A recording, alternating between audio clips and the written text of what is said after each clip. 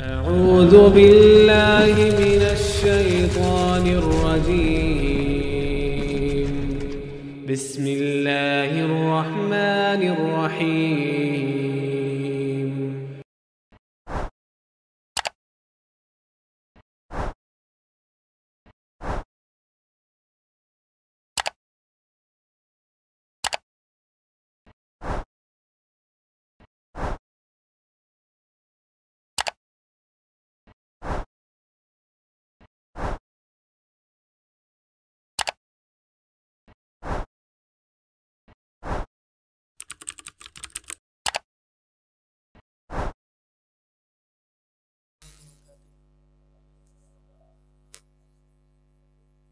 إن الحمد لله نحمده ونستعينه ونستغفره ونعوذ بالله من شرور أنفسنا ومن سيئات أعمالنا من يهده الله فلا مضل له ومن يضلله فلا هادي له أشهد أن لا إله إلا الله وحده لا شريك له وأشهد أن محمدا عبده ورسوله صلى الله عليه وعلى آله وسلم يا أيها الذين آمنوا اتقوا الله حق تقاته ولا تموتن إلا وأنتم مسلمون يا أيها الناس اتقوا ربكم الذي خلقكم من نفس واحدة وخلق منها زوجها وبث منهما رجالا كثيرا ونساء واتقوا الله الذي تساءلون به والأرحام إن الله كان عليكم رقيبا يا أيها الذين آمنوا اتقوا الله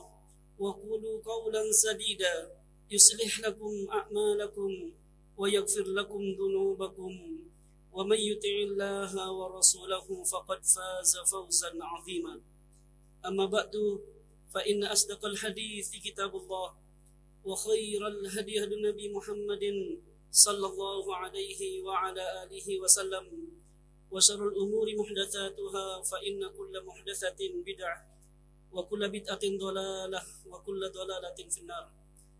Ma'asyiral muslimin dan muslimat, bapak-bapak, ibu-ibu, ikhwan dan akhwat yang dimuliakan oleh Allah Subhanahu wa taala. Puji syukur kehadirat Allah Rabbul Alamin atas segala nikmat yang Allah anugerahkan untuk kita semua. Dengan berbagai macam nikmat yang bisa kita rasakan bersama-sama, terutama nikmat iman, nikmat Islam, nikmat kesehatan, serta nikmat kesempatan. Oleh karenanya, mari para jemaah, mari kita untuk senantiasa memperbanyak bersyukur kepada Allah Rabbul Alamin atas nikmat-nikmat tersebut. Salawat serta salam semoga senantiasa tercurahkan untuk Nabi kita Muhammad sallallahu alaihi wasallam beserta keluarga dan para sahabatnya serta para pengikutnya hingga akhir zaman. Kaum muslimin dan muslimat yang dimuliakan oleh Allah Subhanahu wa taala, di dalam Al-Qur'anul Karim pada surat Al-Hasyr ayat yang ke-18, Allah Subhanahu wa taala telah berfirman, "Ya ayyuhalladzina amanu taqullaha wal tanzur nafsum ma qaddamat lighad wattaqullaha innallaha khabirum bima ta'malun."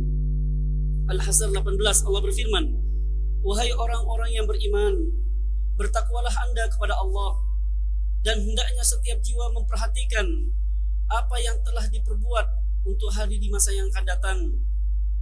Bertakwalah Anda kepada Allah, sesungguhnya Allah Maha mengetahui apa yang kalian perbuat." Para jemaah yang dimuliakan oleh Allah Subhanahu wa taala, di dalam ayat ini Allah Subhanahu wa taala memerintahkan kepada kita untuk senantiasa muhasabatun nafs, untuk selalu berusaha introspeksi diri. Sebagaimana Al-Imam Ibnu Katsir rahimahullah ketika menafsirkan ayat ini, kata beliau, "Hasibu anfusakum qabla an tuhasabu." Hisablah Anda, hisablah diri Anda sebelum Anda nanti dihisab oleh Allah pada hari kiamat kelak. "Wanzuru madza iddakhartum li anfusikum minal a'malis salihah." Dan hendaknya Anda memperhatikan apa yang telah Anda persiapkan untuk diri Anda berupa amal soleh, liyaumi ma'adikum, untuk hari di masa yang akan datang, wa ardikum ala rabbikum, dan pemaparan di hadapan Rabbnya. Jadi dalam ayat ini Allah Subhanahu wa taala memerintahkan kepada kita untuk senantiasa muhasabatun nafs sebelum kita nanti dihisab oleh Allah Subhanahu wa taala. Makanya sahabat Umar bin Khattab radhiyallahu taala anhu ketika menafsirkan ayat ini kata beliau, hasibu anfusakum qabla an tuhasabu. Hisablah diri Anda sebelum Anda nanti pada hari kiamat dihisab oleh Allah.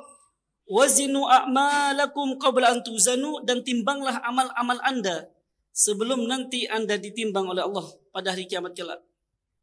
Para jemaah yang dimuliakan oleh Allah Subhanahu wa taala, dalam kesempatan malam yang berbahagia ini, mari para jemaah kita mencoba untuk merenungi beberapa firman Allah serta hadis Nabi SAW agar kita tambah dekat dengan Allah, agar kita tambah cinta kepada Allah, dengan tema pembahasan apa bekal yang sudah kita persiapkan di dalam menyongsong hari kematian kita. Pada suatu hari, sahabat Ibnu Umar radhiyallahu ta'ala anhu, beliau meriwayatkan hadis, kata beliau, kuntu ma'a Rasulillah sallallahu alaihi wasallam. Aku pernah duduk bersama Nabi sallallahu alaihi wasallam. Faja'a rajulun minal ansar, tiba-tiba ada seorang sahabat Ansar datang menemui Nabi sallallahu alaihi wasallam. Fasallama 'ala Nabi sallallahu alaihi wasallam, dan mengucapkan salam kepada beliau. Summa qala, kemudian sahabat tersebut seraya bertanya, ya Rasulullah, ayyul mu'minina afdal? Duhai baginda Rasul sallallahu alaihi wasallam, siapakah orang mukmin yang paling afdal? Faqal, maka Nabi bersabda, ahsanuhum khuluqa. Orang mukmin yang paling afdal adalah orang mukmin yang paling mulia akhlaknya. Seraya bertanya kembali, fa ayyul mu'minina aqyas? Dan siapakah orang mukmin yang paling cerdas ya Rasulullah? Maka Nabi bersabda, aktsaruhum lil mauti dzikra.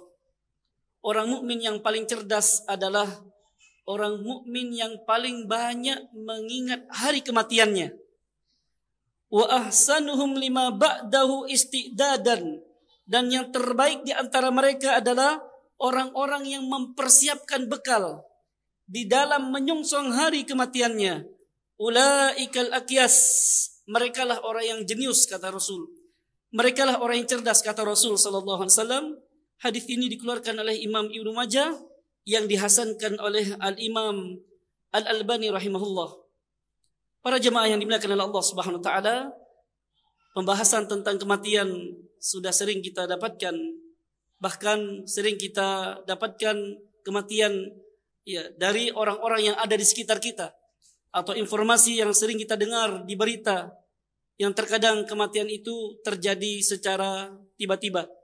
Oleh karenanya, hakikatnya orang mukmin ketika mendapatkan kabar tentang kematian, entah di berita atau yang ada di sekitarnya, itu adalah pelajaran baginya. Karenanya Nabi SAW mengingatkan kita, akthiru dzikra hadzimil ladzat, perbanyaklah mengingat penghancur kelezatan yaitu kematian.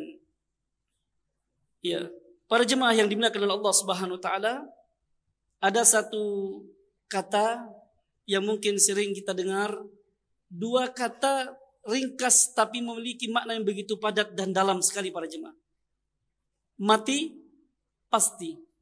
Pasti, mati.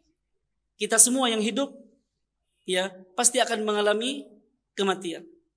Kita sering mendengar informasi kematian yang terjadi di sekitar kita. Entah berita-berita yang kita dapatkan, terkadang meninggalkan dunia dalam keadaan sehat. Ada yang meninggal dalam keadaan sakit. Ada yang meninggal karena usianya sudah lanjut. Ada yang meninggal masih muda. Ada yang meninggal enggak sakit sama sekali, duduk tiba-tiba meninggal. Ada yang meninggal kecelakaan. Kematian pasti akan kita alami para jemaah. Allah berfirman di dalam Al-Qur'anul Karim, di dalam surat Al-Imran 185, kullu nafsin dha'iqatul maut. Setiap jiwa pasti akan mengalami kematian. Kalau sudah ditakdirkan oleh Allah, kematian itu terjadi pada seseorang, tidak akan mungkin tertunda para jemaah. Allah berfirman di dalam surat Al-A'raf 34, "Walikulli ummatin ajal, fa idza jaa ajaluhum la yastakhiruna sa'atan wa la yastaqdimun." Apabila ajal telah tiba, maka tidak bisa ditunda walaupun sesaat dan tidak bisa dimajukan para jemaah. Kemanapun kita berlari, kemanapun kita berlindung, kepada siapapun kita meminta pertolongan, kalau sudah tiba ajal kita para jemaah, apapun yang menjadi penyebab, entah yang menjadi penyebab adalah sakit atau virus, ya, atau tidak ada penyebab sama sekali tiba-tiba meninggal, itu semua adalah kehendak Allah Subhanahu wa taala, dan itu pasti terjadi para jemaah yang dimuliakan oleh Allah Subhanahu wa taala. Allah berfirman di dalam surat Al-Jumu'ah pada ayat yang ke-8, "Qul innal mautal ladzi tafirruna minhu fa innahu mulaqikum. Tsumma turadduna ila alimil ghaibi wasyahadah fayunabbiukum bima kuntum ta'malun." Allah berfirman, katakanlah, sesungguhnya kematian yang kalian lari darinya, maka kematian pasti akan menjumpai kalian, dan kalian akan dikembalikan kepada Allah, Zat yang maha mengetahui perkara yang gaib dan yang disaksikan. Kemudian Allah akan mengabarkan apa yang telah kalian perbuat. Pun juga di dalam surat An-Nisa ayat yang ke-78 Allah berfirman, "Fa aynama takunu yudrikumul maut walau kuntum fi burujim musyayyadah." Di mana saja Anda berada, kematian pasti akan menjumpai kalian walaupun kalian berlindung di benteng yang kuat nan tinggi. Para jemaah yang dimuliakan oleh Allah Subhanahu wa taala, banyak sekali Bapak dan Ibu pelajaran yang bisa kita ambil, hikmah yang begitu besar tentang kematian yang itu pasti terjadi kemanapun kita berlindung, kemanapun kita lari. Kalau sudah telah tiba ajalnya, maka tidak bisa tertunda para jemaah. Ya, ada orang lari dari gunung karena gunung hampir meletus ke bawah, dia naik motor ngebut, ternyata apa? Ketabrak truk. Ya, ada orang tidak apa-apa, Pak, enggak sakit, tiba-tiba meninggal dan sebagainya. Ya, maka itu semua adalah pelajaran bagi kita para jemaah.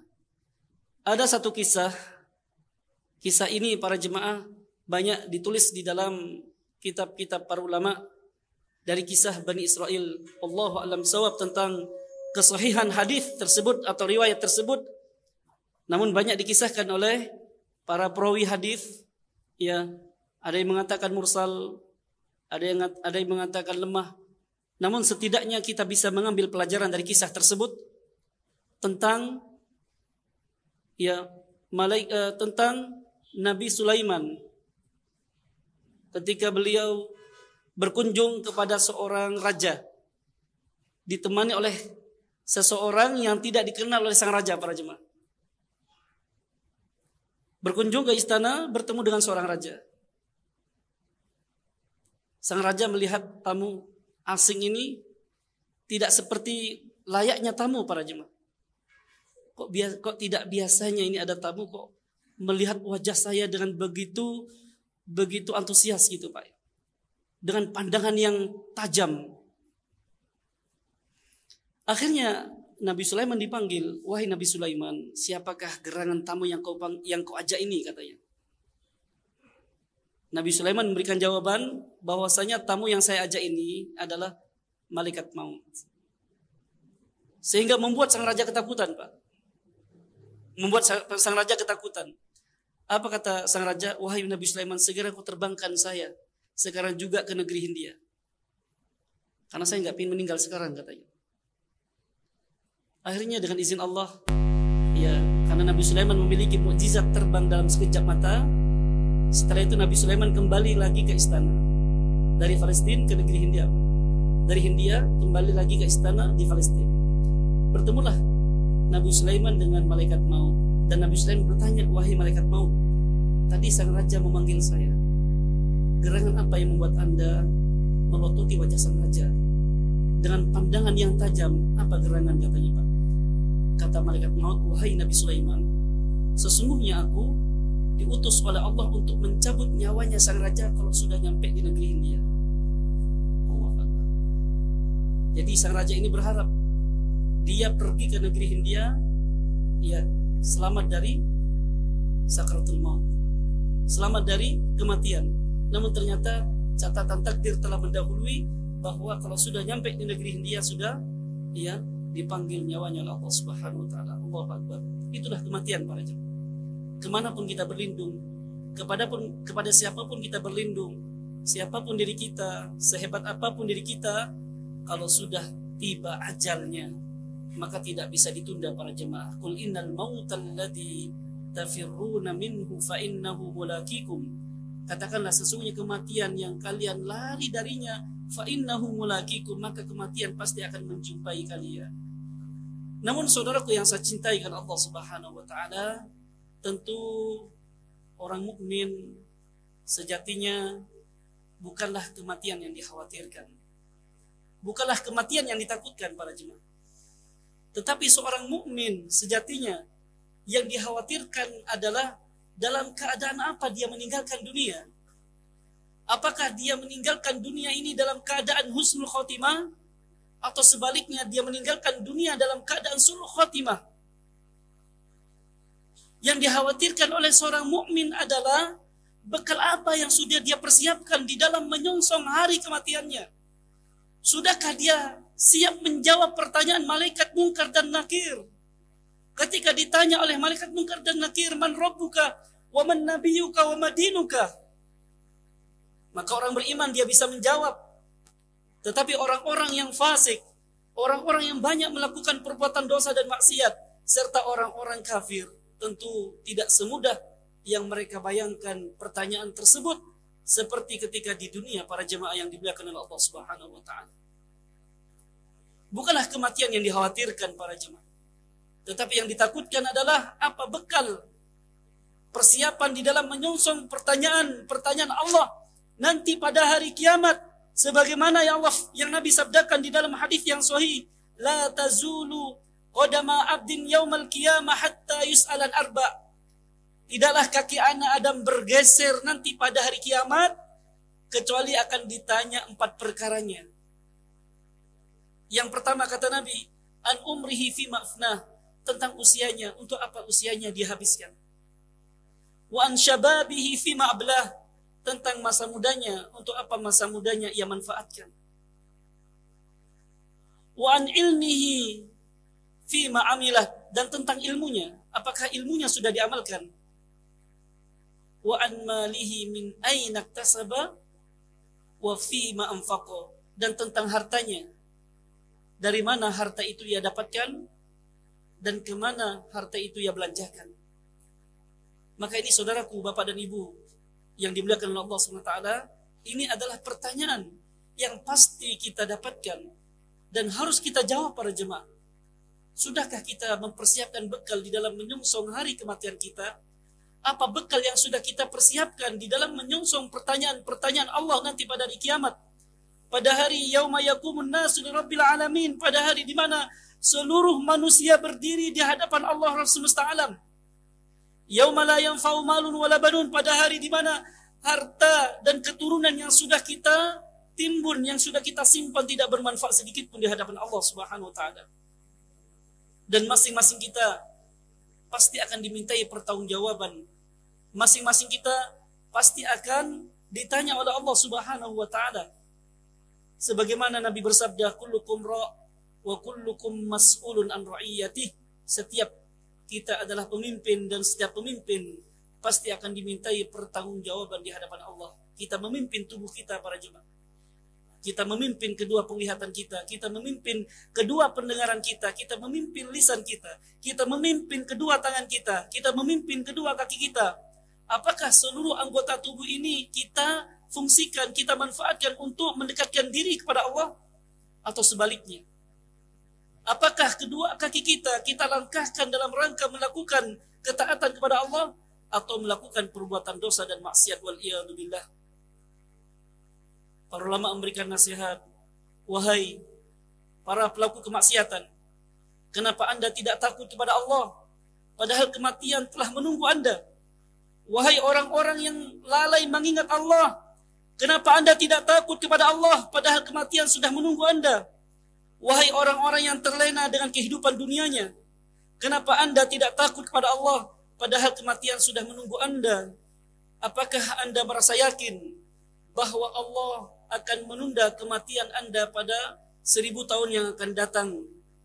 Oleh karenanya para jemaah, jangan sampai kita Bapak dan Ibu menyesal seperti penyesalan orang-orang yang difirmankan oleh Allah di dalam surat Al-Mu'minun pada ayat yang ke-99 sampai ayat ke-100. Allah berfirman, hatta idza jaa ahadahumul maut qala rabbirji'un la'alli a'malu salihan fima tarat kalla inna kalimatun huwa qailuha. Sehingga ketika kematian datang kepada salah seorang di antara mereka, ia berkata, ya Allah, Rabbku, tundalah kematianku ya Allah, hidupkan lagi aku di dunia ya Allah, barangkali aku bisa beramal soleh yang dahulu pernah aku tinggalkan ya Allah. Apa kata Allah? Kalla, sekali-kali tidak, kata Allah. Innaha kalimatun huwa qailuha, sesungguhnya itu kata-kata yang kau ungkapkan saja. Iya. Maka ini para jemaah sebagai cambukan kepada kita agar apa? Jangan sampai amal soleh yang bisa kita lakukan kita tunda dan sia-sia begitu saja para jemaah waliyadzubillah. Pun juga di dalam surat An-Nisa ayat yang ke-18 pun juga Allah berfirman, "Walaisatit taubatu lil ladzina ya'maluna sayyi'at hatta idza hadara ahadahumul maut qala inni tubatul an." An-Nisa 18 Allah berfirman, dan tidaklah taubat itu bagi orang-orang yang melakukan amal keburukan, sehingga ketika kematian telah tiba kepada mereka, ia berkata, ya Allah, sekarang aku sudah bertaubat. Kira-kira taubat diterima enggak Pak ketika nazak sudah dicabut oleh Allah? Maka jawabannya tidak diterima para jemaah. Ketika ruh sudah dicabut oleh Allah, ya oleh malaikat maut, maka sudah tidak diterima lagi oleh Allah SWT taubatnya. Sebagaimana Nabi bersabda, wallahi innallaha yaqbalu taubatal abdi ma lam yughargir. Sesungguhnya Allah, demi Allah, sesungguhnya Allah menerima taubatnya seorang hamba selama nafas belum nyampe di tenggorokan. Kalau sudah nyampe di tenggorokan alias sudah menjelang sakratul maut, maka taubat sudah enggak diterima lagi. Seperti taubatnya siapa? Seperti taubatnya Fir'aun, di mana Fir'aun mengatakan kepada Nabi Musa, ana rabbukumul a'la, aku ini adalah Tuhanmu yang paling besar. Walaupun sejatinya Fir'aun di dalam hatinya membenarkan dakwahnya Nabi Musa alaihi salatu wassalam. Tetapi ketika Allah binasakan Fir'aun, ditenggelamkan di tengah lautan, seraya berkata, amantu bi rabbi Musa, aku telah beriman kepada Tuhannya Nabi Musa. Namun ternyata apa? Taubatnya Fir'aun ditolak oleh Allah Subhanahu wa taala, wal iyadu billah.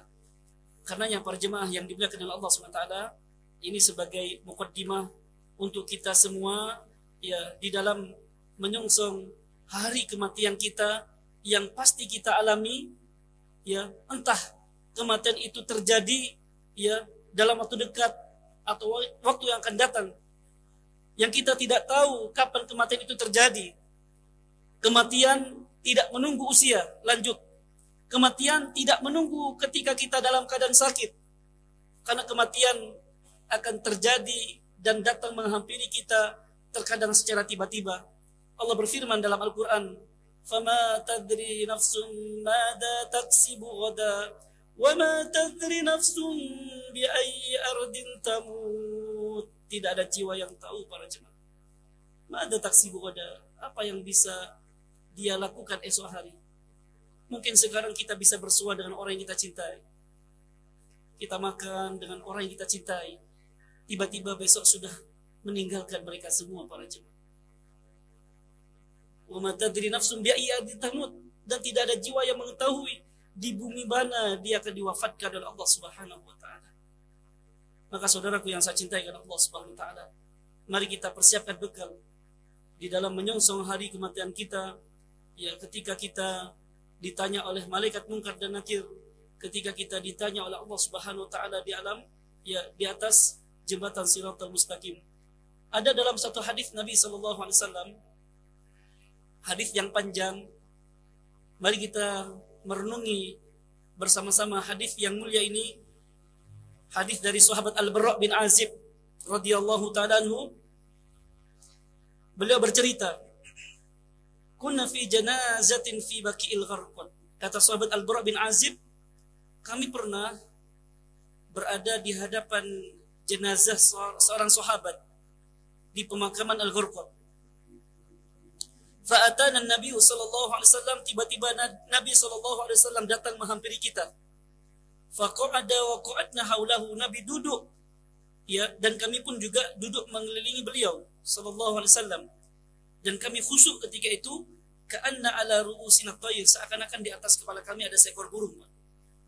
Ini adalah satu kiasan menunjukkan bahwasanya para sahabat khusyuk. Apa yang akan diperbuat oleh Nabi sallallahu alaihi wasallam? Setelah Nabi memasukkan jenazah ke dalam liang lahat, maka Nabi sallallahu alaihi wasallam berlindung kepada Allah, a'udzubillahi min adzabil qabri, a'udzubillahi min adzabil qabri, a'udzubillahi min adzabil qabri. Aku berlindung kepada Allah dari azab kubur. Aku berlindung kepada Allah dari azab kubur sebanyak 3 kali. Kemudian Nabi sallallahu alaihi wasallam bersabda, innal abdal mu'min idza kana fi iqbali minal akhirah wa inqita'i minad dunya. Sesungguhnya seorang hamba yang beriman apabila terputus dan kehidupan dunianya dan siap menghadapi kehidupan akhiratnya, nazalat ilaihil malaikah, maka turunlah para malaikat menghampiri orang mukmin tadi, ka'anna ala wujuhihim syams. Malaikat tersebut seakan-akan pada wajahnya bersinar seperti sinarnya matahari. Ma'ahum kafnun min akfanil jannah. Malaikat tersebut membawa kain kafan yang sudah dipersiapkan dari surga. Wa hanutun min hanutil jannah, dan membawa wewangian yang sudah disiapkan dari surga. Fajalasu minhu muddal basar, maka duduklah sang malaikat atau duduklah para malaikat sepanjang mata memandang. Thumma yaji'u malakul maut, kemudian tiba-tiba datanglah malaikat maut menghampiri orang mukmin tadi, para jemaah. Hatta yajlisa inda ra'si, dan duduk di sisi kepalanya. Sang malaikat membacakan firman Allah, ya ayyatuhan nafsul mutmainnah, wahai jiwa yang tenang, kata Allah, wahai jiwa yang bersih. Ya ayyatuhan nafsul mutmainnah, irji ila rabbiki radiyatan mardiyah. Keluarlah rohmu menuju ampunan Allah, radiyatan mardiyah, yang telah ridha dan meridaimu. Ukhruji ila maghfirati min Allah wa ridwan, kata Nabi SAW. Sang malaikat mengatakan, keluarlah rohmu menuju ampunan Allah dan keridhaan Allah Subhanahu wa ta'ala. Maka roh orang beriman ini, para jemaah, ketika dicabut rohnya oleh malaikat maut, fatakhruju tasilu kama tasilul qatratu min fis saqa, keluarlah rohnya seperti tetesan dari teko atau dari bulu teko, Pak. Ya, tetesan yang lembut. Keluarlah ruh orang mukmin tadi seperti tetesan air yang keluar dari mulut teko yang begitu lembut, Pak. Ketika keluar, langsung diperebut oleh para malaikat, dalam sekejap mata langsung dibungkus, sehingga mereka semua terbang ke atas langit, para jemaah, dan menebar aroma yang begitu harum, menebar aroma yang begitu semerbak, ya, sehingga seluruh malaikat yang ada di langit semua memberikan sambutan, mahadhir ruhu thayyibah, siapakah yang memiliki ruh yang baik ini, wahai para malaikat? Maka malaikat-malaikat yang menghadiri kematian orang mukmin tadi menyebutkan fulan ibnu fulan, bahwasanya ruh orang mukmin ini adalah fulan, anaknya fulan, bi ahsani asma'il lati kanu yusammunahu biha fid dunya, dengan menyebut nama terbaik atau gelar terbaik ketika hidup di dunia, Pak. Mungkin gelar terbaik dia ahli ibadah, ahlu ta'ah. Gelar terbaiknya mungkin dia anak yang berbakti sama orang tuanya. Gelar terbaik adalah dia mungkin orang yang suka qiyamul lail. Disebut gelar terbaiknya, para jemaah. Hatta yantahu biha ila sama, sehingga ruh orang mukmin ini nyampe ke atas langit. para malaikat minta kepada Allah untuk dibukakan pintu langit, fayusayyi'uhu min kulli sama'in muqarribuha. Maka malaikat-malaikat yang dekat dengan Allah yang ada di atas langit sana, mereka semua memberikan sambutan kepada ruhnya orang mukmin ini sehingga sampai kepada langit di mana Allah bersemayam di atasnya. Kemudian Allah berfirman, uktubu kitab abdi fi illiyin, tulislah catatan amal baik hambaku ini pada catatan yang paling tinggi. Wa a'iduhu ilal ard, dan kembalikan ruhnya ke dalam bumi. Fa inni minha khalaqtuhum wa fiha u'iduhum, karena sesungguhnya dari bumi aku menciptakan dan ke bumi aku kembalikan. Wa minha ukhrijuhum taratan ukhra, dan akan aku keluarkan yang kesekian kalinya dari bumi pula. Sehingga para jemaah, ruhnya dikembalikan ke bumi, Pak. Ya, ruhnya dikembalikan ke bumi, fatu'adu ruhu fi jasadih, sehingga ruhnya kembali ke jasadnya kapan? Ketika ya orang mukmin tadi ya dimasukkan ke dalam liang lahat. Subhanallah para jemaah. Ya, Nabi bersabda dalam hadis yang lain, kata beliau, yatba'ul janazata thalatha. Nanti Pak Ibu yang akan mengiringi jenazah kita itu 3. Yang pertama kata Nabi, ya, ahluhu wa maluhu wa amalu. Orang yang dicintainya, keluarganya, anak-anak dan cucunya, kerabat, sahabat, tetangganya, handai taulan, ya, rekan-rekannya, kemudian hartanya. Ya, mungkin dia punya kendaraan yang mengiringi juga pada pemakaman. Dan yang ketiga adalah amalnya para jemaah. Kemudian kata beliau, yarji'anil awalan, yang pertama dan yang kedua kembali ke rumahnya masing-masing. Anak, cucu, kerabat, tetangga, sahabatnya kembali ke rumahnya masing-masing. Kendaraan yang mewah pun juga kembali ke garasinya. Dan yang menemani kita adalah amal ibadah kita para jemaah. Maka ketika ruh sudah dikembalikan ke jasadnya, maka disitulah ya Allah SWT mengutus 2 malaikat, yaitu malaikat Munkar dan Nakir. Kedua sang malaikat duduk di sisi orang mukmin tadi dan seraya bertanya, ya fulan, wahai fulan, man rabbuk, siapakah Tuhanmu? Maka orang mukmin tadi memberikan jawaban sebagaimana Allah berfirman di dalam Al-Quran, yuthabbitul ladzina amanu bil qawli tsabiti fil hayati dunya wa fil akhirah. Allah memantapkan, Allah mengukuhkan dengan ucapan yang kokoh, ucapan yang mantap di dunia dan di akhirat. Ya, di dunia kapan Pak? Ketika dalam keadaan sakratul maut dia mampu mengucapkan la ilaha illallah. Di akhirat adalah yang dimaksud adalah dalam barzakh. Ketika malaikat Munkar dan Nakir bertanya, man rabbuk? Seraya menjawab, Rabbi Allah, Rabbku adalah Allah. Kemudian sang malaikat bertanya kembali, waman nabiyuk, siapakah nabimu? Nabi Muhammad SAW. Wama dinuk, dan apa agamamu? Maka dia menjawab, dinil Islam, agamaku adalah agama Islam. Kemudian sang malaikat bertanya kembali, ma ilmuk, dan apa ilmumu? Maka orang mukmin tadi menjawab, qara'tu kitab Allah fa amantu bih wa sadaqtu, aku membaca Al-Qur'anul Karim, aku beriman dan aku membenarkan apa yang ada di dalamnya. Maka ketika itu para jemaah, sang malaikat dari langit menyeru, an sadaqa abdi, bahwa hamba ini telah berkata jujur, fafrusuhu minal jannah, berikan pakaian dari surga, waftahu lahu baban ilal jannah, bukakan pintu surga baginya. Ya, sehingga para jemaah, orang ini Pak dalam keadaan seger bugar dan dalam keadaan harum, ya, yufsah lahu fi qabrihi mudda basarih, kuburannya Pak diperluas sepanjang mata memandang.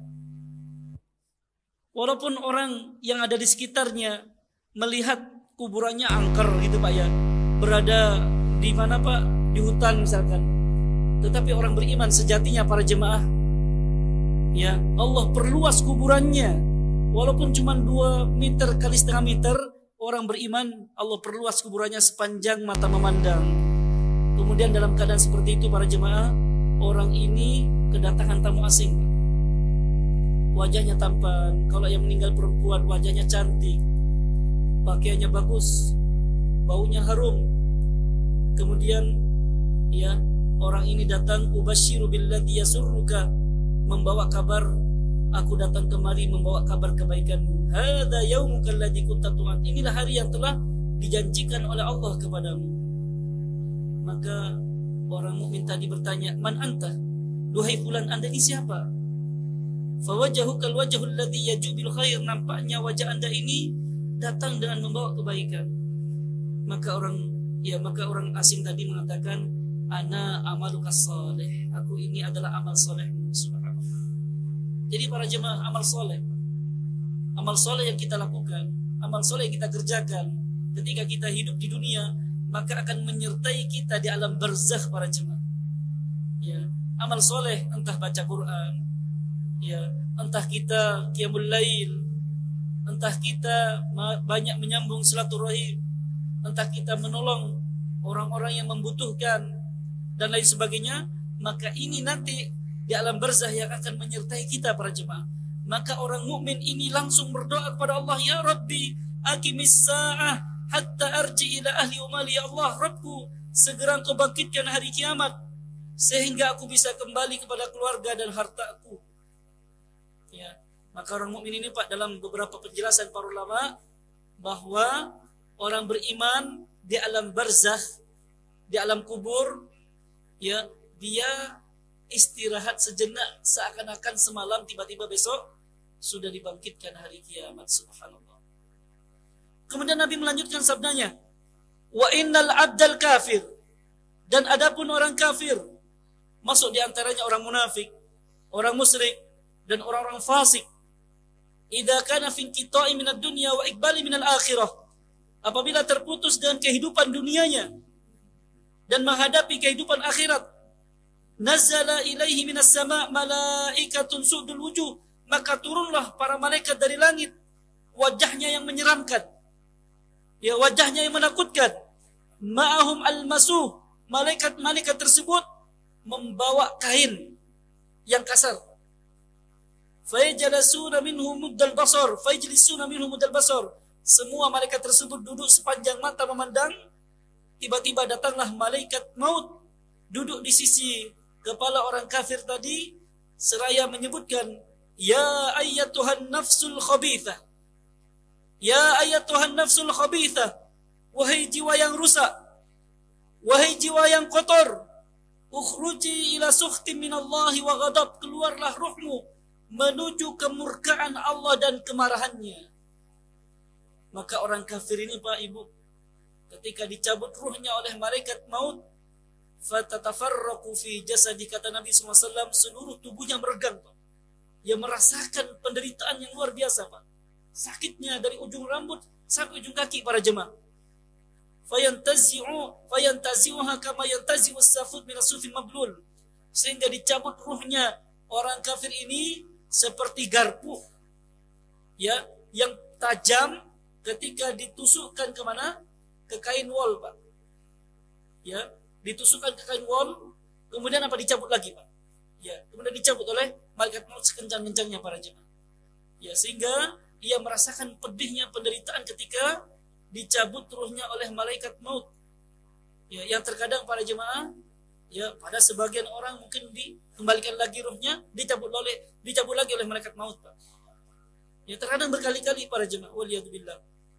Maka ketika dicabut ruhnya para jemaah, langsung para malaikat, ya, membungkusnya dan keluarlah bau yang busuk Pak. Bahkan kata Nabi SAW, yakhruju minha ka'annati rihin khabithatin wujidat ala wajhil ard, baunya jauh lebih busuk daripada bau yang terbusuk di dunia. Fayas'aduna biha fala yamurruna biha ila ala mala'in minal malaikah, sehingga para malaikat tersebut terbang dengan membawa ruhnya orang kafir tadi ke atas langit, dan tidaklah mereka melewati para malaikat yang ada di langit kecuali semuanya bertanya, ma hadzal ruhul khabith, siapakah yang memiliki ruh yang rusak ini? Siapakah yang memiliki ruh yang busuk ini, katanya Pak. Sehingga disebut fulan ibnu fulan, fulan anaknya fulan, bi akbahi asma'ihi allati kanu yusammunahu biha fid dunya, dengan menyebut nama terburuk di dunia Pak. Mungkin dia banyak berbuat durhaka, banyak berbuat dosa, banyak berbuat kemungkaran, sehingga disebut gelar terburuknya. Dan malaikat-malaikat tersebut Pak minta kepada Allah untuk dibukakan pintu langit. Namun ternyata apa? Langit menolaknya. Ya, langit menolaknya. Ya, setelah itu apa Allah? Nabi SAW membacakan firman Allah, la tufattahu lahum abwabus sama wa la yadkhuluna al-jannata hatta yalijal jamalu fi samil khiyat. Kata Nabi, beliau membacakan firman Allah, pintu-pintu langit tidak akan dibukakan untuk mereka, dan mereka tidak akan masuk surga ya sampai onta masuk ke dalam lubang jarum. Ini menunjukkan bahwasanya para jemaah, orang kafir ya mustahil untuk bisa masuk ke dalam surga Allah Subhanahu wa taala. Sehingga Allah yang ada di langit berfirman, uktubu kitabahu fi sijjin, tulislah catatan buruk amal hamba ini pada catatan yang paling rendah, yang paling bawah. Fatutrah ruhuhu torhan, kemudian lempar ruhnya sekencang-kencangnya.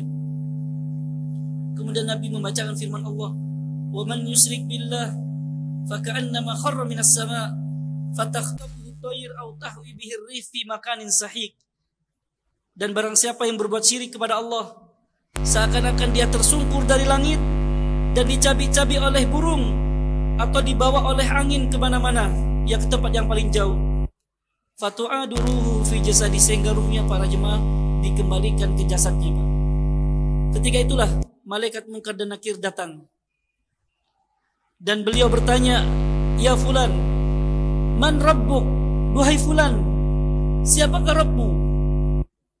Maka orang musyrik tadi menjawab, la adri, aduh, aku nggak tahu. Sami'tun nasa yaquluna dzalika la adri, aku memang dengar manusia ngomong seperti itu, tapi aku nggak tahu, katanya Pak. Maka malaikat Munkar dan Nakir ini Pak sudah mempersiapkan pentungan Pak dari neraka, gebukan dari neraka, namanya mirzabah atau mitroko. Ketika digebuk orang kafir ini oleh malaikat maut, oleh malaikat Munkar dan Nakir, dia berteriak para jemaah dengan sekencang-kencangnya Pak. Ya, dia berteriak sekencang-kencangnya para jemaah. Ya, andai terdengar oleh manusia dan jin, niscaya manusia dan jin yang mendengar teriakan orang yang digebuk oleh malaikat Munkar dan Nakir, semua pasti akan pingsan Pak. Jadi orang yang mendengar teriakan orang yang digebuk oleh malaikat Munkar dan Nakir pasti akan pingsan Pak. Namun ternyata yang dengar siapa Pak? Ternyata yang mendengar adalah binatang-binatang yang ada di sekitarnya para jemaah. Sehingga binatang-binatang bertasbih kepada Allah Subhanahu wa taala. Yang bertasbih kepada Allah Subhanahu wa taala. Kemudian sang malaikat bertanya kembali, ya fulan, ma hadzal rajul alladhi bu'itsa fikum, siapakah ya seorang lelaki yang diutus kepada kalian? Maka orang ini memberikan jawaban, la adri, sami'tun nasa yaquluna dzalika la adri, aduh, aku enggak tahu. Banyak orang yang menyebutkan kata-kata itu tapi aku enggak tahu. Akhirnya para jemaah, ya, malaikat yang ada di langit mengatakan, an-kadzaba, orang ini telah berkata dusta, ya, hamparkan pakaian dari neraka dan bukakan pintu neraka baginya. Maka ketika itu para jemaah, yudayyak alaihi qabru, kuburannya dipersempit Pak. Kuburannya dipersempit hatta takhtalifa adla'uhu, sampai tulang belulangnya remuk para jemaah. Tulang belulangnya remuk. Ya, kemudian tiba-tiba datang seorang tamu asing yang wajahnya buruk, baunya busuk. Dan tamu ini mengatakan, ubassiru billadhi yasu'uka, aku datang kemari dengan membawa kabar burukmu. Inilah hari yang telah Allah janjikan kepadamu. Kemudian orang kafir tadi bertanya, man anta? Wahai fulan, anda ini siapa? Fawajahuka alwajhul ladhi yajubisar, nampaknya wajah anda ini datang dengan membawa keburukan. Maka tamu tadi memberikan jawaban, ana amalukal khabith, aku ini adalah amal buruk. Aku ini adalah amal burukmu. Orang ini mengatakan, Pak, ya Allah Rabbku, la taqumis sa'ah, ya Allah Rabbku, jangan segera kau bangkitkan hari kiamat. Kenapa? Karena alam barzah, adab alam barzah enggak mampu, Pak. Adab kubur enggak mampu. Ya, apalagi alam akhirat. Ya, makanya orang ini minta kepada Allah, jangan kau bangkitkan hari kiamat ya Allah. Hadis ini sahih para jemaah, riwayat Imam Ahmad, Imam Abu Daud, Imam Nasai, Imam Ibnu Majah dan yang lainnya. Bahkan para ulama mengatakan bahwasanya hadis ini mutawatir. Ya, insyaallah setelah salat Isya akan kita sambung kembali, ya tentunya pembahasan bekal apa yang harus kita persiapkan di dalam menyongsong hari kematian kita, sehingga kita mampu untuk menjawab pertanyaan-pertanyaan malaikat munkar dan nakir, sebagaimana mudah-mudahan kita diberikan kemampuan untuk menjawab pertanyaan Allah Subhanahu wa taala kelak pada hari kiamat. Assalamualaikum warahmatullahi wabarakatuh. Ila yaumiddin, amma ba'du. Kaum muslimin, para jemaah, bapak-bapak, ibu-ibu yang dimuliakan oleh Allah Subhanahu wa taala. Tadi telah kita bacakan beberapa firman Allah serta hadis Nabi sallallahu alaihi wasallam berkaitan dengan kematian yang pasti dialami oleh setiap insan, serta proses ketika dalam keadaan sakratul maut, baik orang yang beriman ataupun orang-orang yang telah melakukan kemungkaran atau kekafiran, sampai di alam barzakh. Bagi orang yang beriman, maka Allah Subhanahu wa taala akan mendatangkan nikmat kubur. Adapun bagi orang yang melakukan kekufuran, Allah datangkan kepada mereka azab kubur, wal iyadu billah. Karenanya para jemaah yang dimuliakan oleh Allah Subhanahu wa taala, tentu masing-masing kita tidak ingin kita mendapatkan azab kubur, dan kita berharap kepada Allah mendapatkan nikmat kubur. Oleh karenanya, apa bekal yang harus kita persiapkan di dalam menyongsong hari kematian kita? Sebelum saya bacakan beberapa penjelasan para ulama bekal-bekal di dalam menyongsong hari kematian, dalam satu hadis Nabi Muhammad SAW telah bersabda, "Ightanim khamsan qabla khamsin, syababaka qabla haramika, wasihataka qabla saqamika, wa ghinaka qabla fakrika, wa faraghaka qabla sughlika, wa hayataka qabla mautika." Rawahul Bukhari wa Abu Nu'aim wa Ibnu al-Mubarak. Nabi bersabda dalam hadis yang sahih, "Ightanim khamsan qabla khamsin." Pergunakan 5 perkara sebelum datangnya 5 perkara. Pertama, masa muda Anda sebelum masa tua. Yang kedua, masa ketika Anda dalam keadaan sehat sebelum Anda menghadapi sakit-sakitan. Yang ketiga, wa ghinaka qabla fakrik. Masa Anda ketika kaya sebelum Anda masa miskin atau fakir. Wa faraghaka qabla sughlik. Masa luang Anda sebelum Anda sibuk. Wa hayataka qabla mautik. Dan masa ketika Anda hidup sebelum Anda diwafatkan oleh Allah Subhanahu wa taala.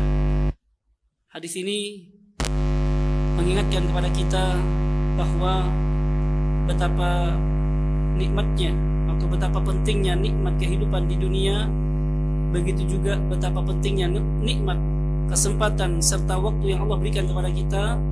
Hendaknya waktu serta usia yang Allah berikan kepada kita manfaatkan dalam rangka mendekatkan diri kepada Allah Subhanahu wa taala, mempersiapkan bekal di dalam menyongsong hari kematian kita.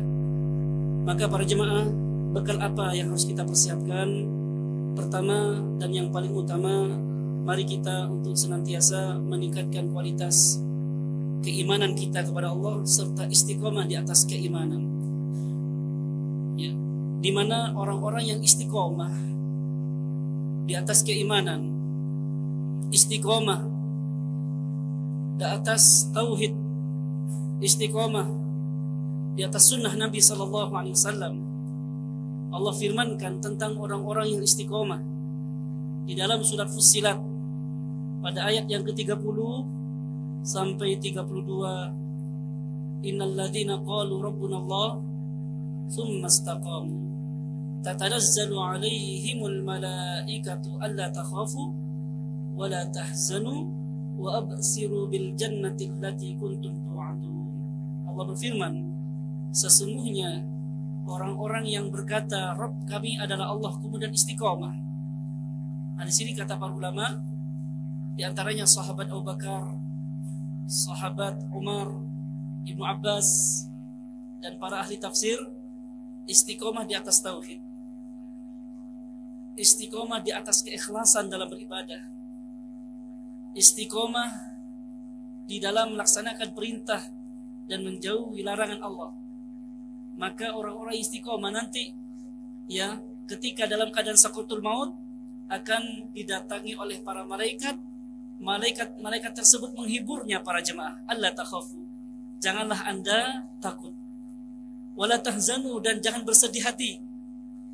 Wa absiru bil jannati allati kuntum tu'adun, dan kabar gembira berupa surga yang telah dijanjikan kepada anda. Ini dalam tafsir Al-Imam Ibnu Katsir. Malaikat tersebut menghibur orang yang istiqomah ketika hidup di dunia di atas keimanan, di atas ketaatan kepada Allah, di atas tauhid. Maka sebelum ya ajal tiba, malaikat menghiburnya para jemaah. Udah nggak usah sedih, nggak usah takut dengan harta yang kau tinggalkan, dengan keluarga yang kau tinggalkan, bahkan dengan hutang yang kau tinggalkan, itu sudah ya dijamin oleh Allah Subhanahu wa taala. Ini para jemaah. Nahnu awliya'ukum fil hayati dunya, kami adalah pelindung-pelindung kalian di dunia dan di akhirat. Walakum fiha ma tashtahi anfusukum walakum fiha ma tad'un nuzulan min ghafurir rahim. Bagi kalian apa yang kalian inginkan dan bagi kalian apa yang kalian tinggalkan turun dari Allah yang Maha Pengampun lagi Maha Penyayang. Jadi para jemaah, orang yang istiqomah Pak, ketika ya menjelang sakaratul maut ya, maka apa? Allah permudah baginya untuk mengucapkan kalimat tauhid la ilaha illallah. Ya. Ada beberapa kisah para jemaah yang bisa kita ambil. Kisah ya, pertama, ada seorang ahli hadis, seorang perawi hadis dalam keadaan kritis ya, ketika dikelilingi oleh keluarganya dan para santrinya. Di antara mereka ada yang menyebutkan, siapa yang ingat akan hadis Nabi yang berbunyi, man kana akhiru kalamihi la ilaha illallah dakhalal jannah. Barang siapa yang akhir hayatnya mengucapkan kalimat tauhid la ilaha illallah, niscaya dia masuk surga. Pada lupa semua Pak. Tiba-tiba orang yang dalam keadaan kritis ini, seorang ulama besar dalam ahli hadis, dia langsung menyebut an fulan, an fulan, an fulan, an fulan. Qala Nabi sallallahu alaihi wasallam, man kana akhiru kalamihi la ilaha illallah dakhalal jannah. Wafat dalam keadaan membaca hadis tersebut. Ada juga seorang ya, dikisahkan oleh seorang ulama Pak dalam kajiannya tentang orang istiqomah. Ini ada orang tua sudah sepuh ya, sudah lanjut usia, biasa sholat berada di belakang imam. Suatu saat orang tua ini selesai sholat langsung ya mendatangi sang imam, mengatakan kepada imamnya, wahai imam, tolong sampaikan kepada saya satu ilmu yang bermanfaat untuk dunia dan akhirat saya, katanya Pak. Tolong sampaikan kepada saya ilmu yang bermanfaat untuk dunia dan akhirat saya. Karena imamnya bukan seorang ustaz ya, dan juga bukan pelajar yang banyak membaca kitab, dia bingung Pak. Hanya orang yang hadir majelis atau dia imam saja Pak. Bingung dia Pak. Akhirnya dia ingat akan hadis Nabi SAW. Ya, oh ya Pak, ada satu hadis Nabi bersabda dalam hadis yang sahih, kalimatan khafifatani fil lisan, thaqilatani fil mizan, habibatani indar rahman, subhanallah bihamdi, subhanallahil azim. Ya, diterjemahkan Pak, ada dua kalimat yang ringan diucapkan, berat timbangannya nanti di akhirat ya, dan dicintai oleh Ar-Rahman. Apakah itu? Subhanallah bihamdi, subhanallahil azim. Bapak yang sudah lanjut usia ini mengatakan apa? Coba diulangi Mas, ulangi, saya ingin tahu, saya ingin hafal, katanya Pak.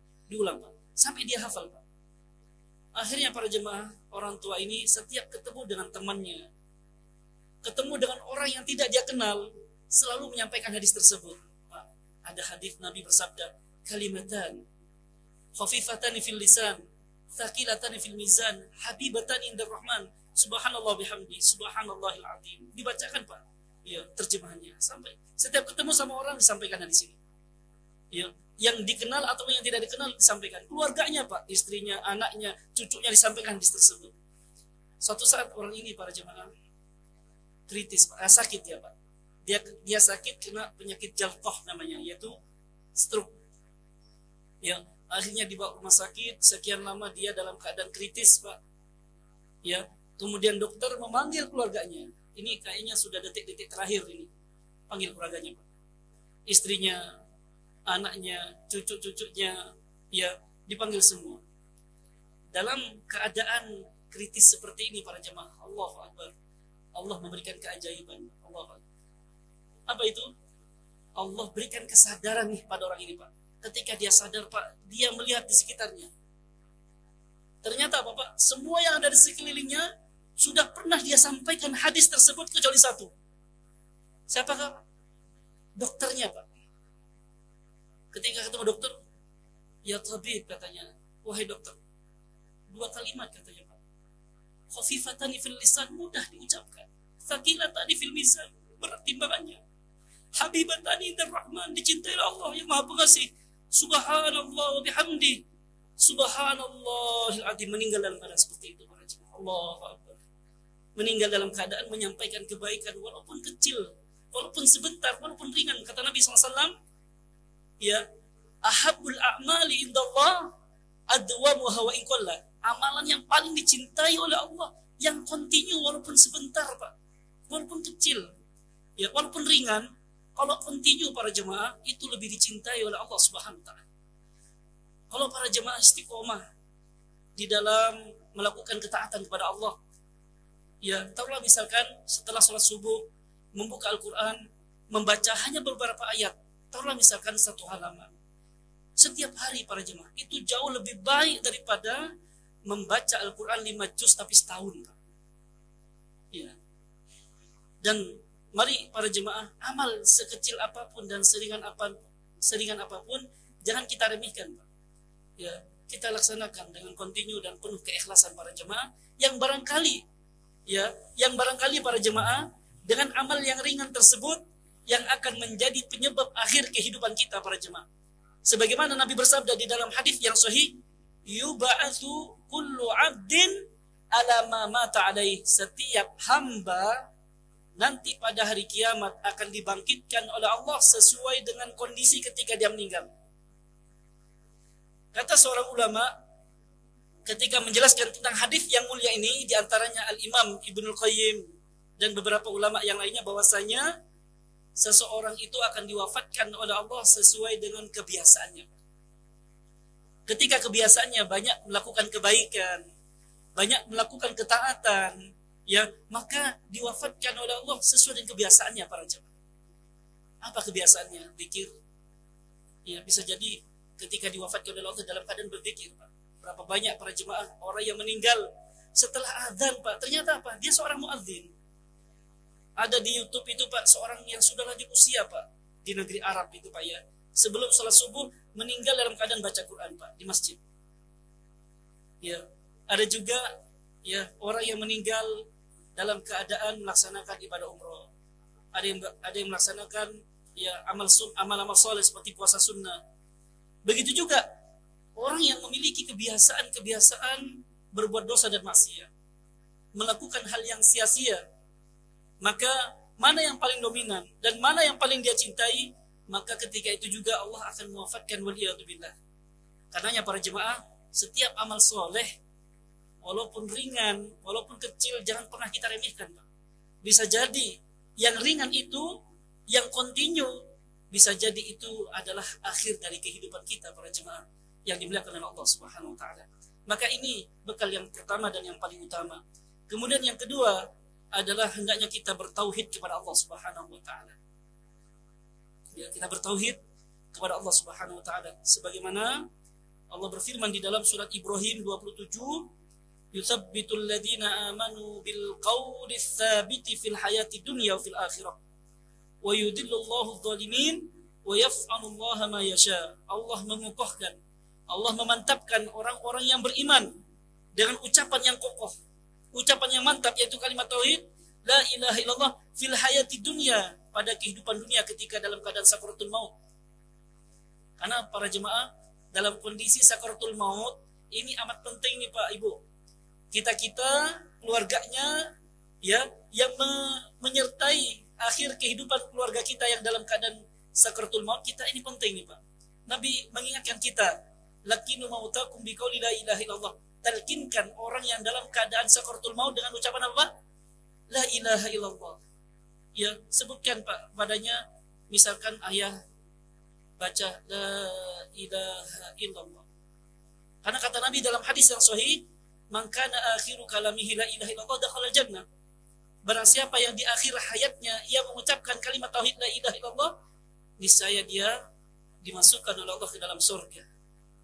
Ya, maka ya orang itu para jemaah akan dimudahkan mengucapkan kalimat tauhid la ilaha illallah apabila dia sepanjang hidupnya senantiasa dia istiqomah di atas tauhid, mempelajari tauhid dan dia bertauhid kepada Allah Subhanahu wa taala.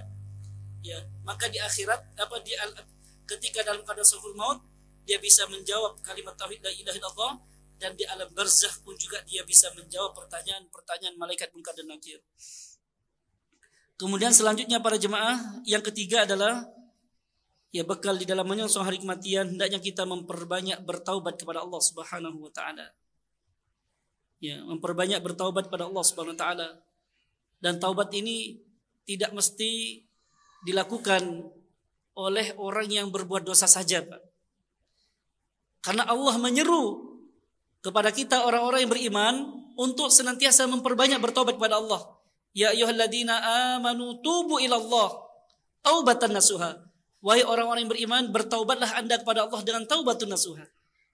Nabi kita Muhammad sallallahu alaihi wasallam, Pak Ibu, setiap harinya bertaubat kepada Allah minimal berapa kali? 100 kali, Pak. Nabi bersabda, "Wallahi inni la atubu ilallahi fil yaumi mi'ata marrah." Sungguh demi Allah, aku senantiasa bertaubat kepada Allah setiap hari sebanyak 100 kali. Karena taubat para jemaah, di samping menghapus dosa, menghapus kesalahan, akan mengangkat derajat kita, Pak. Ya, di samping menghapus dosa, menghapus kesalahan, pun juga akan mengangkat derajat para jemaah. Ya, akan mengangkat derajat baik di dunia ataupun di akhirat kelak para jemaah. Ya, makanya amal yang paling banyak dan paling bermanfaat ya di alam barzakh adalah ketika kita hidup senantiasa banyak bertaubat pada Allah Subhanahu wa taala. Nabi bersabda dalam hadis yang lain ya bahwasanya ya al-Islam yajubbu ma qablahu. Orang kafir masuk ke dalam agama Islam menghapus dosa-dosa yang lalu, Pak. Ya, apalagi orang Islam yang pernah berbuat dosa dan maksiat, apabila dia bertaubat kepada Allah dengan taubatun nasuha, maka akan menghapus semua dosa-dosa yang lalu para jemaah. Ya, jadi di sini kata para ulama, hendaknya kita memperbanyak bertaubat kepada Allah, karena dengan memperbanyak bertaubat kepada Allah ini menjadi bekal ya pada hari ketika kita diwafatkan oleh Allah Subhanahu wa taala. Kemudian yang keempat, Pak, hendaknya memperbanyak amal saleh. Ya, hendaknya kita memperbanyak amal saleh. Ya, tentu di sini amal soleh banyak sekali para jemaah. Ya, termasuk di antaranya baca Quran, berzikir, menyambung silaturahim. Ya, termasuk juga bersabar di dalam ya menuntut ilmu. Ya, ini termasuk amal soleh yang kata Nabi di dalam hadis yang sahih.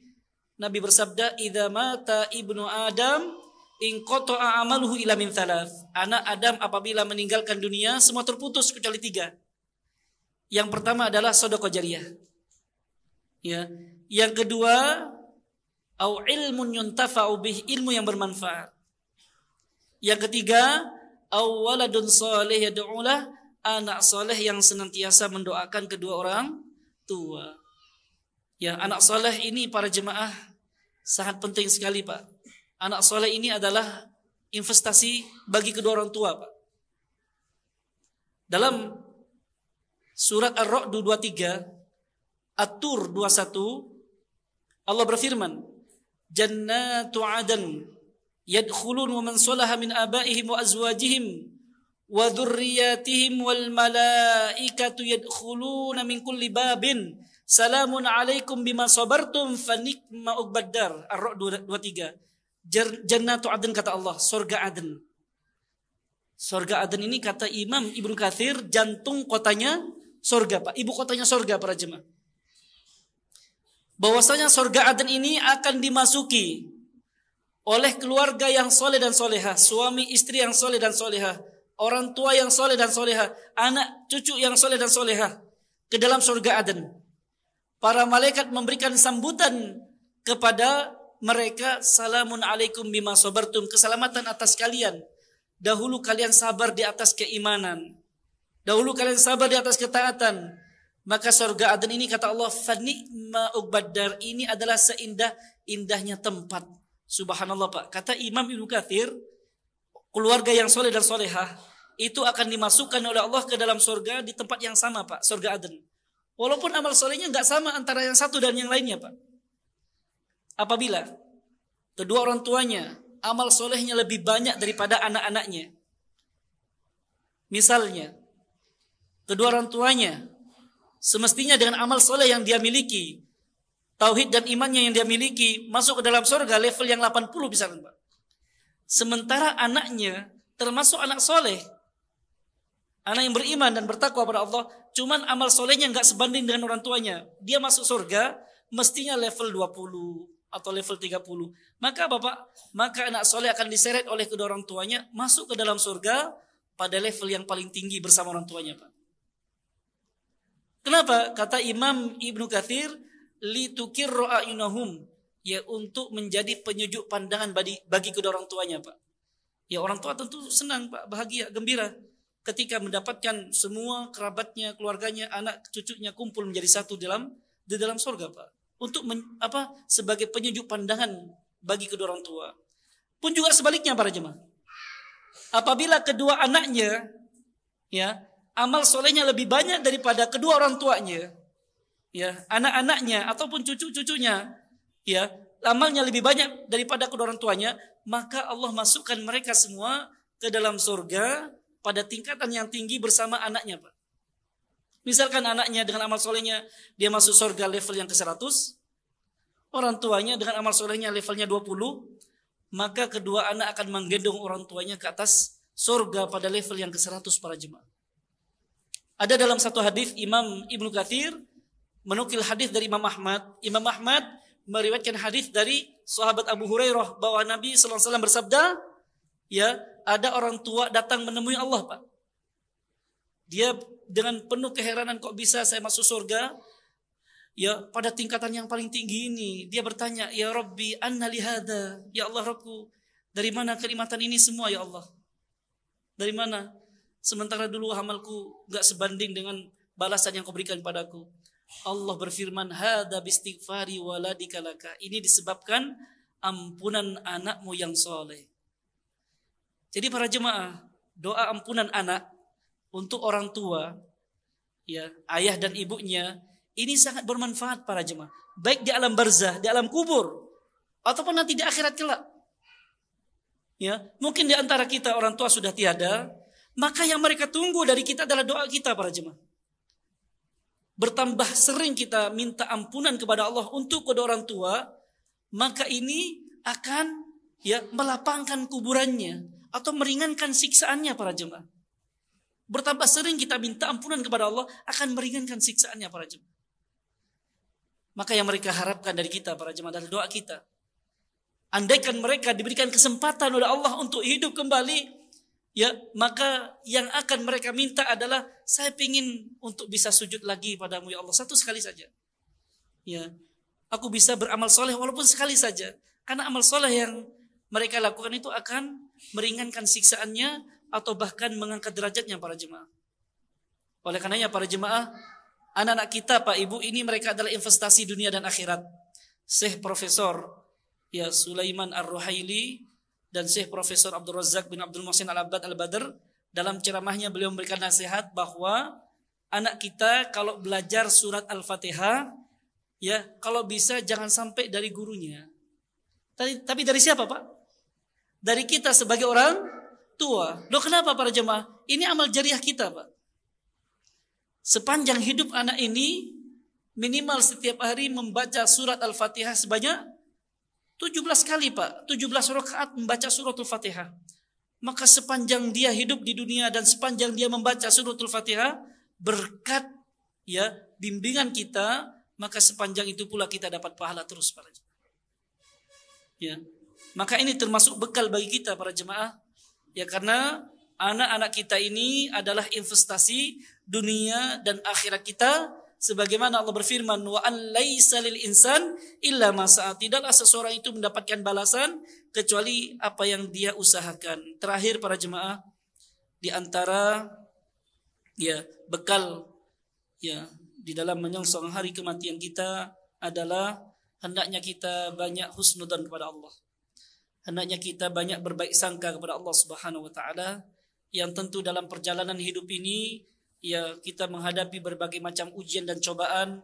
Sejatinya ujian serta cobaan yang Allah berikan kepada kita karena bentuk cinta kita, bentuk cinta Allah kepada kita para jemaah. Bentuk cinta Allah kepada kita. Sebagaimana Nabi bersabda di dalam hadis yang sahih, ya, idza aradallaha bi 'abdihi khairan, ya, idza aradallaha bi 'abdi khairan ajjala lahu al-'uqubata fid dunya. Allah jika menghendaki kebaikan kepada seorang hamba, Allah segerakan sanksinya di dunia. Entah terkadang sakit-sakitan, kekurangan harta, ya kehilangan orang yang dicintai, sering mendapatkan musibah, ya musibah ini belum selesai, dapat musibah yang lainnya. Sejatinya adalah Allah cinta kepada kita para jemaah. Ya, Allah cinta. Kenapa, Pak?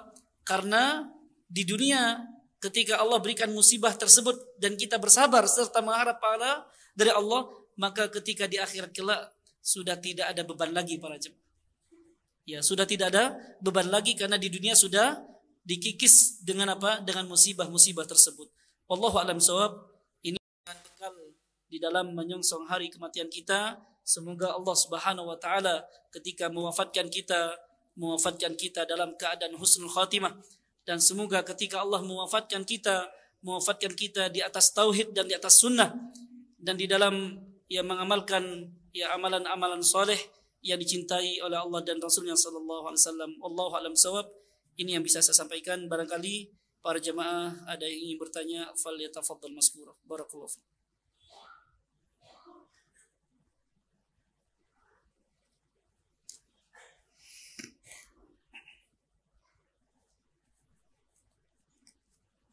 Alhamdulillah,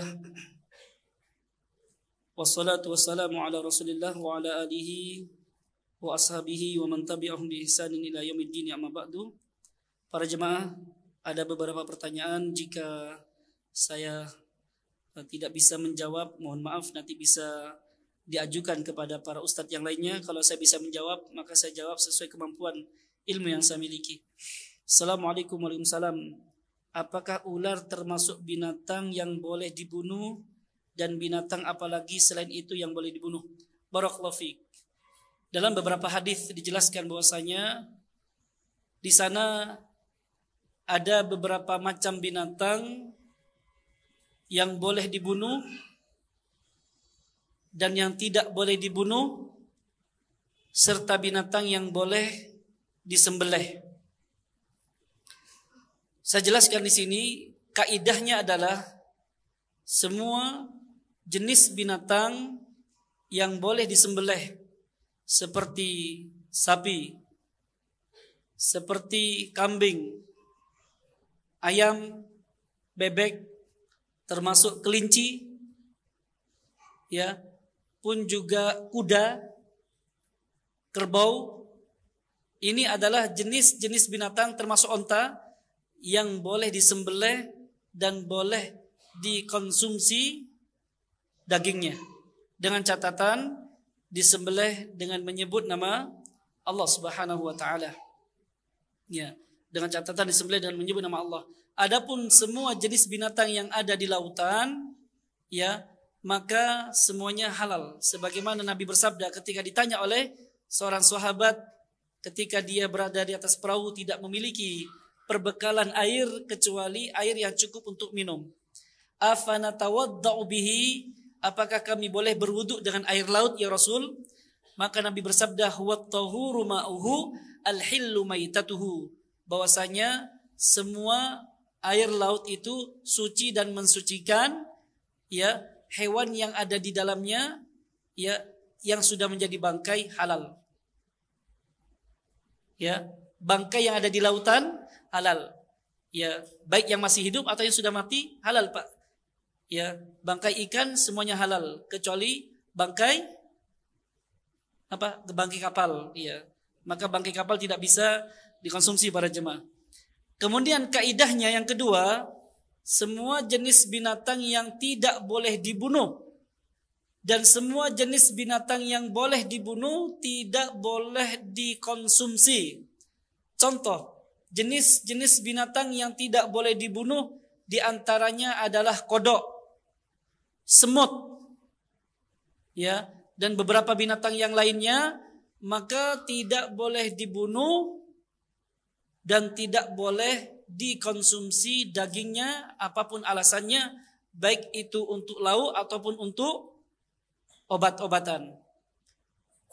Adapun binatang yang boleh dibunuh seperti ular, seperti tikus, ya, maka ini termasuk jenis binatang yang boleh dibunuh, termasuk kalajengking. Maka binatang-binatang yang boleh dibunuh tidak boleh dikonsumsi para jemaah, haram dikonsumsi. Ya, ular, tikus, kemudian kalajengking itu termasuk jenis-jenis binatang yang haram dikonsumsi para jemaah. Ya, apapun alasannya, baik untuk lauk ataupun untuk untuk obat-obatan, maka ini tidak boleh dikonsumsi, termasuk juga boleh dibunuh. Ya, binatang-binatang yang barusan kita sebutkan. Ya, ini yang bisa saya jawab. Wallahu a'lam bishawab. Bagaimana hukum mentalkinkan mayat yang sudah dikubur? Karena ini banyak, ya, wallahu a'lam bishawab, ya, yang namanya mentalkinkan berdasarkan zahir nas hadis Nabi, lakinu mautakum. Talqin itu maknanya apa, Pak? Kalau bahasa Jawanya diemong, dieja. Apa artinya Pak bahasa kita, Pak? Dituntun, tuntunlah. Ya.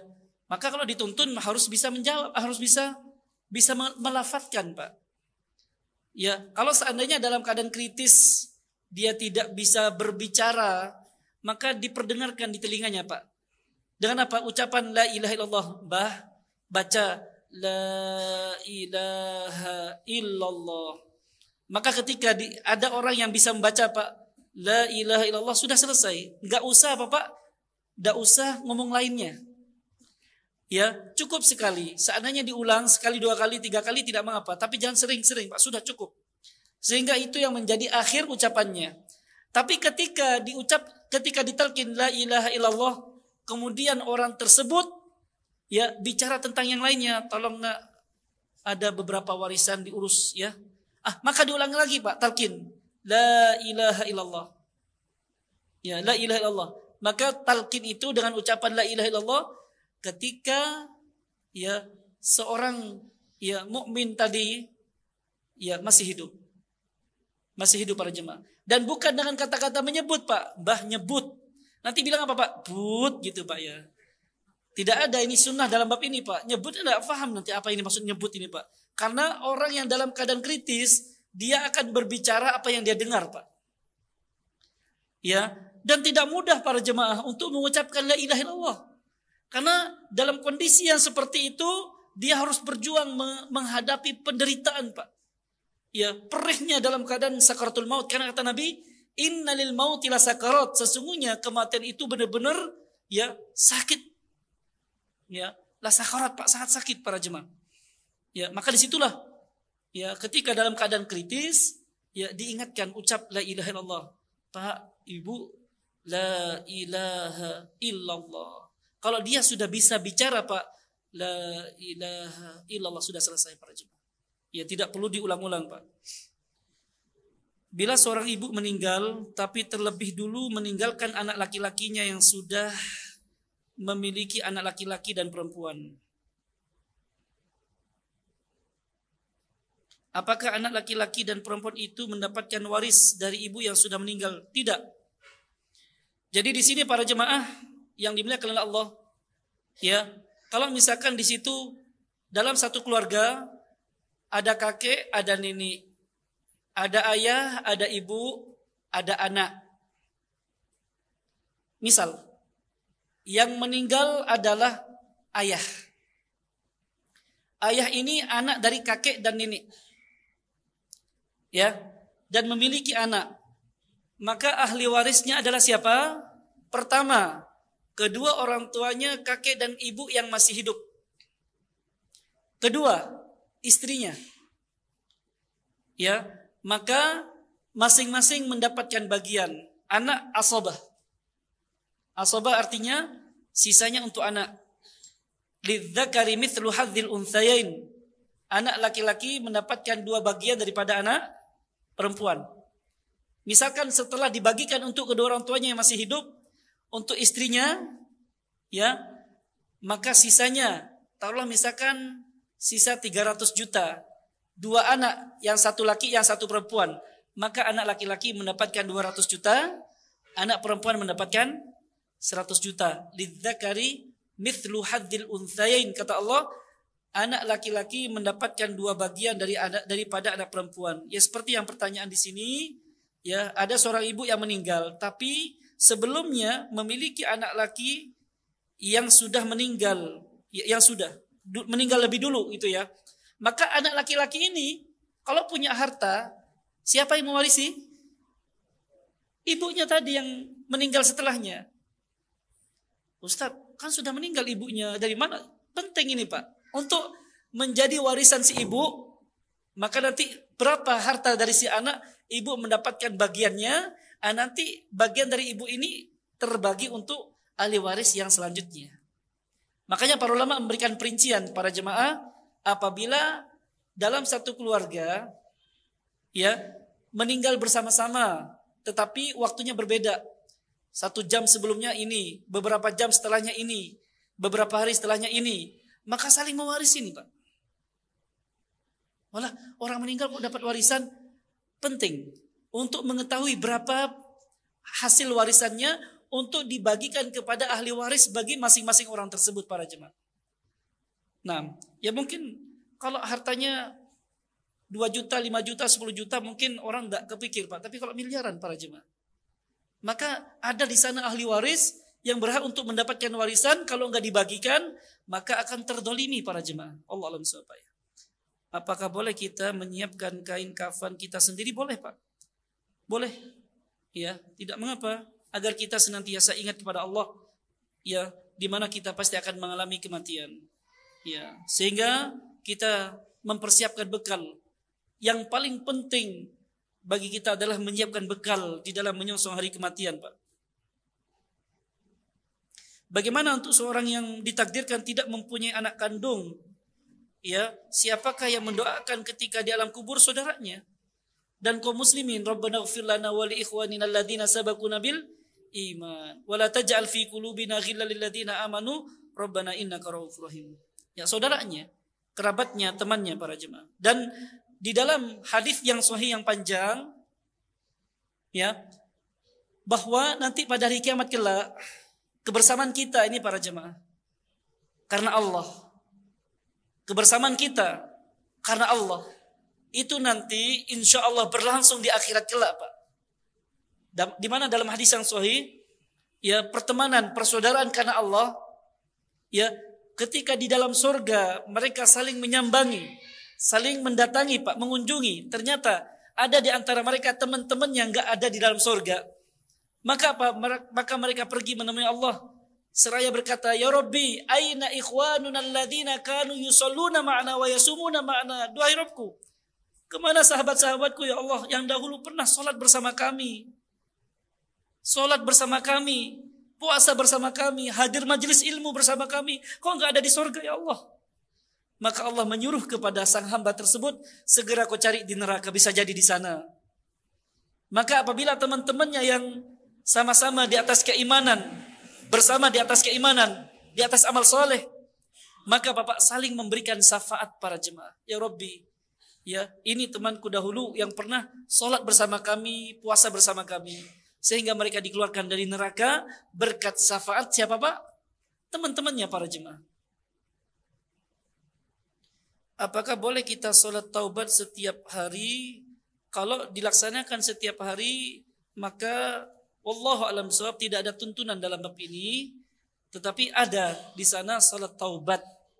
Ya, kita ketika melakukan kehilafan dan kesalahan kita, ya bertobat kepada Allah, salah satunya dengan melaksanakan salat taubat. Tapi kalau setiap hari, wallahu a'lam bishawab, ya hendaknya amalan yang sering dilakukan oleh Nabi SAW di samping salat wajib, salat sunnah, ya salat sunnah muakkadah dan salat tahajud dan salat duha.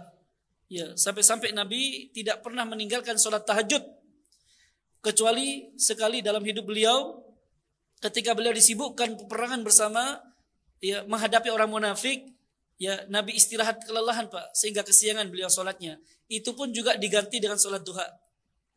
Ya diganti dengan sholat duha. Wallahu a'lam bishawab. Apakah boleh membuat saf sholat baru saat saf depan belum penuh? Tidak boleh. Ya hendaknya diisi penuh Pak. Kecuali di sana tinggal satu saf misalkan Pak ya. Ternyata di belakangnya ada 2 orang, maka hendaknya 2 orang ini Pak. Ya, 2 orang di belakang. Jangan sampai dia sendirian di belakang. Tetapi dia harus menunggu jemaah yang lain sholat bersamanya. Ya, Allah alam bishawab ya. Apakah sampai taubatan adik untuk kakak yang meninggal, yang hidupnya sakit dan langsung meninggal? Ya, mintakan ampunan kepada Allah. Ya, ini penting para jemaah ketika kita mengantarkan jenazah siapapun, ya jenazah orang mukmin, entah saudara kita atau kerabat ataupun teman, ketika sudah dimasukkan ke dalam liang lahat, kita doakan Pak, Allahumma ighfir lahu, Allahumma tsabbithu. Sebagaimana Nabi bersabda ketika mengantarkan jenazah salah seorang di antara sahabatnya, Nabi bersabda, istaghfiru li akhikum was'alu lahu tathbit fa innahu al-an yus'al. Mintalah ampunan kepada Allah untuk saudaramu ini dan mintakan kemantapan di dalam menjawab pertanyaan munkar dan nakir, karena sekarang sedang ditanya oleh malaikat munkar dan nakir. Bagaimana doanya? Allahumma ighfir lahu, Allahumma tsabbithu, Allahumma ighfir lahu, Allahumma tsabbithu. Dan itu sangat bermanfaat baginya para jemaah. Terakhir, jika anak soleh adalah aset orang tua, jika orang tua meninggal dalam keadaan bunuh diri, akankah dapat meringankan dosa tersebut? Allahu a'lam bishawab. Ya, dosa bunuh diri ini termasuk dosa besar para jemaah. Ya, dosa bunuh diri ini termasuk dosa besar. Namun, ya doa ampunan ya itu tetap berlaku ya untuk siapa saja selama mereka beriman kepada Allah Subhanahu wa taala. Adapun orang kafir, orang musyrik, ya maka tidak boleh kita mendoakan orang-orang yang meninggal dalam keadaan kafir atau dalam keadaan musyrik. Pertanyaan, apakah orang yang meninggal dalam keadaan bunuh diri ini kafir? Wallahu a'lam bishawab. Ini tentu kita tanyakan kepada para ulama atau kepada para ustadz yang lebih berilmu. Ini sebagai PR bagi kita, terutama bagi saya. Apakah orang yang meninggal dalam keadaan bunuh diri ini kafir? Ya, ini perlu ditanyakan. Ya, karena orang yang meninggal dalam keadaan bunuh diri ini tentu dia putus asa ya dengan kehidupan di dunia, dan itu tidak dibolehkan dalam Islam. Ya, tidak boleh dalam Islam. Ya, wallahu a'lam bishawab. Ini yang bisa saya sampaikan. Mohon maaf atas segala kekhilafan dan kesalahan. Kebenaran mutlak hanya dari Allah. Apabila ada kesalahan, mohon maaf yang sebesar-besarnya, dan saya rujuk kepada pendapat yang benar. Wabillahi taufiq wal hidayah. Subhanakallahumma rabbana wa bihamdika asyhadu an la ilaha illa anta astaghfiruka wa atubu ilaik. Kami ucapkan jazakumullah khairan kepada DKM Masjid beserta panitia penyelenggara dan kepada jemaah semuanya. Assalamualaikum warahmatullahi wabarakatuh.